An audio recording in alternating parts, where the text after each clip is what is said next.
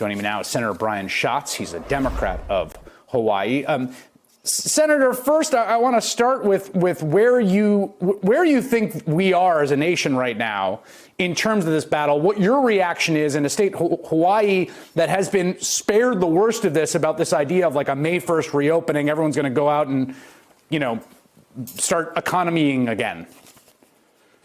Well, Hawaii has so far been successful in flattening the curve, but we have a long way to go. And I think that, you hit the nail on the head in the sense that it was President Trump's ignoring of scientific expertise that got us into this situation in which we have mass preventable deaths. And he is going to cause additional mass preventable deaths if he ignores the expertise of the scientific community because he's got artificial deadlines or sort of personal or political impatience that is causing him to want to, get baseball back. I'd like to watch NBA basketball. I'd like to do a lot of things, but that's not the main thing. We have to beat this virus.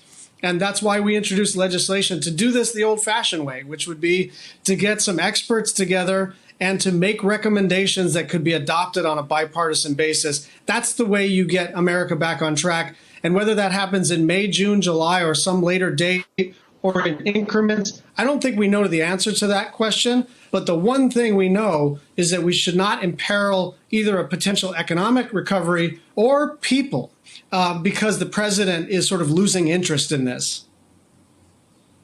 You said this about the reporting about the president delaying those stimulus checks to get his name on it. You were getting your money late because the president thinks it is more important that his name be on the check than you were able to pay your bills on time. This is not a rhetorical flourish. The checks are delayed because Trump. Is that fair? Yeah, I mean, it's really shocking that he's doing this. And look, I mean, I know he does everything in his own interest, but it is hard for me to believe that this is good politics for him because everybody knows or should know someone who is waiting on those dollars to hit their bank account so that they can make rent, so they can buy groceries, so they can buy prescription medicine, or they can pay their mortgage. And it is a matter of days for lots of people to determine whether or not they fall over the precipice. So the idea that he thinks he gets upside politically for putting his name in the memo, I think is a crazy misjudgment. And the idea that even his so-called base won't be irritated that they have to wait for money, I think is showing that this guy has lost his touch for what people actually care about. When the economy is good and people are just sort of have a general frustration with Washington, maybe he looks like the chaotic revolutionary that everybody wants. But now that there's a pandemic, this guy's scary and he very clearly doesn't care about you. There are two provisions that have been reported on, the real estate provision and the tax code, and then another provision that Senator Sheldon Whitehouse sort of charged the Joint Committee of Taxation to look into. The Washington Post reported on that. That's the one where $90 billion just this year, most of it going to people making over $1 million. I mean, this is just appalling to me, if I can editorialize for a second.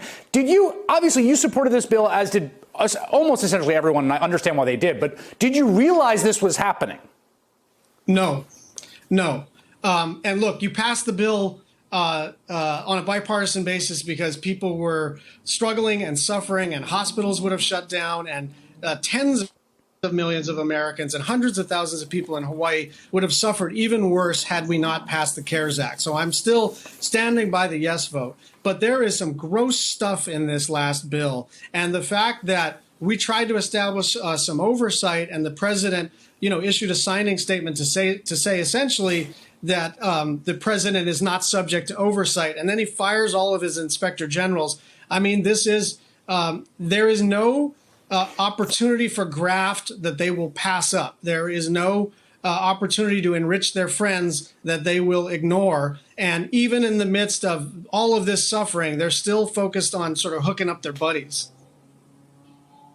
Final question to you. The small business PPP program ran out of money today. Republicans are saying it's your fault. It's Democrats in the Senate's fault. It's Nancy Pelosi's fault. You wouldn't just pass unanimous consent a replenishment bill. What's your response to that? Well, I think we should replenish that fund. It's a program that has had a clunky rollout, no doubt, but it's also keeping a lot of people on the payroll, which is part of the purpose of the CARES Act. The problem is that states and counties everywhere are about to go broke and make mass layoffs if we don't help them.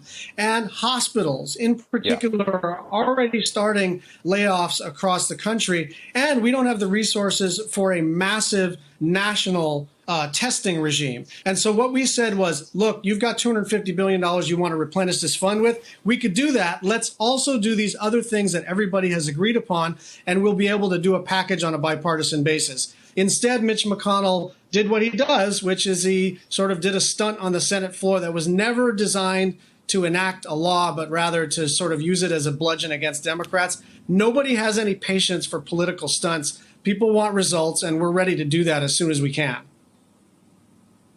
Senator Brian Schatz of Hawaii, thank you so much for your time tonight, sir. Thank you.